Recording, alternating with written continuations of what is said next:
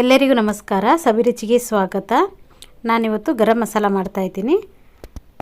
10 ನಿಮಿಷದಲ್ಲಿ ನಾವು ಈ ಗರಂ ಮಸಾಲವನ್ನು ರೆಡಿ ಮಾಡ್ಕೋಬೋದು. ನಾನು ತಗೊಂಡಿರೋ ಅಳತೆಗೆ ನಾನು ಇಲ್ಲೊಂದು 100 ಗ್ರಾಮ್ ಆಗುವಷ್ಟು ಗರಂ ಮಸಾಲವನ್ನು ರೆಡಿ ಮಾಡ್ಕೊಂಡಿದ್ದೀನಿ. ಬನ್ನಿ ಇದು ಹೇಗೆ ಮಾಡೋದು ಅಂತ ನೋಡೋಣ. ಅದಕ್ಕಿಂತ ಮುಂಚೆ ನೀವು ನಮ್ಮ ಚಾನಲಿಗೆ ಹೊಸಬರಾಗಿದ್ದರೆ ಇವಾಗಲೇ ನೀವು ಸಬ್ಸ್ಕ್ರೈಬ್ ಮಾಡಿ, ಪಕ್ಕದಲ್ಲಿರುವ ಬೆಲ್ ಐಕನನ್ನು ಕೂಡ ಪ್ರೆಸ್ ಮಾಡಿ. ಅದು ಹೇಗೆ ಮಾಡೋದು ಅಂತ ನೋಡೋಣ. ಮರಾಠಿ ಮೊಗ್ಗು 10 ಗ್ರಾಮ್ ಆಗುವಷ್ಟು ತಗೊಂಡಿದ್ದೀನಿ. ಜಾವಿತ್ರಿ ಒಂದು 5 ಗ್ರಾಮ್ ಆಗುವಷ್ಟು ತಗೊಂಡಿದ್ದೀನಿ. ಕಾಳು ಮೆಣಸು ಒಂದು 25 ಗ್ರಾಮ್ ಆಗುವಷ್ಟು. ಸಣ್ಣ ಜೀರಿಗೆ 10 ಗ್ರಾಮ್ ಆಗುವಷ್ಟು. ಸ್ಟಾರ್ ಹೂವು 10 ಗ್ರಾಮ್ ಆಗುವಷ್ಟು. ಏಲಕ್ಕಿ 10 ಗ್ರಾಮ್ ಆಗುವಷ್ಟು. ಚಕ್ಕೆ 10 ಗ್ರಾಮ್ ಆಗುವಷ್ಟು ತಗೊಂಡಿದ್ದೀನಿ. ಲವಂಗ ಒಂದು 10 ಗ್ರಾಮ್ ಆಗುವಷ್ಟು ತಗೊಂಡಿದ್ದೀನಿ. ಒಂದು ಜಾಯಿಕಾಯಿ ತಗೊಂಡಿದ್ದೀನಿ. ಪಲಾವ್ ಎಲೆ 5 ಗ್ರಾಮ್ ಆಗುವಷ್ಟು. ಒಂದು ಪ್ಯಾನ್ ತಗೊಂಡಿದ್ದೀನಿ. ಪ್ಯಾನ್ ಸ್ವಲ್ಪ ಬೆಚ್ಚಗಾಗಿದ್ದೆ. ನಾವು ತಗೊಂಡಿರುವಂಥ ಎಲ್ಲ ಗರಂ ಮಸಾಲ ಐಟಮನ್ನು ಹಾಕ್ಕೊಳ್ಳೋಣ.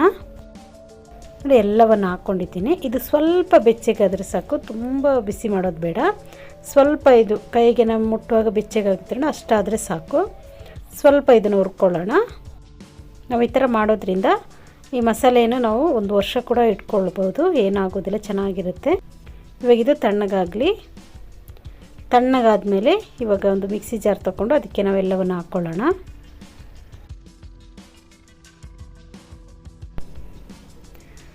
ಪಲಾವ್ ಎಲೆನ ಈ ಥರ ಕಟ್ ಮಾಡ್ಕೊಂಡು ಹಾಕ್ಕೊಳ್ಳಿ. ಗ್ರೈಂಡ್ ಮಾಡ್ಕೊಳ್ಳೋಕ್ಕೂ ಈಸಿ ಆಗುತ್ತೆ. ನೋಡಿ ಎಲ್ಲವನ್ನು ಹಾಕ್ಕೊಂಡಿದ್ದೀನಿ. ಇವಾಗ ಇದನ್ನು ನುಣ್ಣಗೆ ಮಾಡ್ಕೊಳ್ಳೋಣ. ತರಿಯಾಗಿರಬಾರ್ದು, ಫುಲ್ಲು ನೈಸಾಗಿದ್ದರೆ ಚೆನ್ನಾಗಿರುತ್ತೆ. ನಾವು ಮನೇಲೇ ಮಾಡೋ ಗರಂ ಮಸಾಲೆ ತುಂಬ ಚೆನ್ನಾಗಿರುತ್ತೆ, ಒಳ್ಳೆ ಪರಿಮಳ ಕೂಡ ಇದು. ನಾವು ಇದನ್ನು ಬೇಕಾದರೆ 1 ವರ್ಷ ಕೂಡ ಇಟ್ಕೊಂಡು ಯೂಸ್ ಮಾಡ್ಕೋಬೋದು. ನೋಡಿ ನಾನು ಚೆನ್ನಾಗಿ ಪೌಡ್ರ್ ಮಾಡ್ಕೊಂಡಿದ್ದೀನಿ. ನೋಡಿ ನುಣ್ಣಗಾಗಿದೆ. ನೋಡಿ ಎಷ್ಟು ಚೆನ್ನಾಗಾಗಿದೆ, ಒಳ್ಳೆ ಪರಿಮಳ, ಘಮ ಘಮ ಅಂತ ಪರಿಮಳ ಬರ್ತಾಯಿದೆ. ಇದನ್ನು ನಾವು ಒಂದು ಬಾಟ್ಲಲ್ಲಿ, ಅಂದರೆ ಟೈಟ್ ಮುಚ್ಚಳ ಇರುವಂಥ ಬಾಟ್ಲಲ್ಲಿ ಹಾಕಿ ಇಟ್ಕೊಂಡ್ಬಿಡ್ಬೇಕು.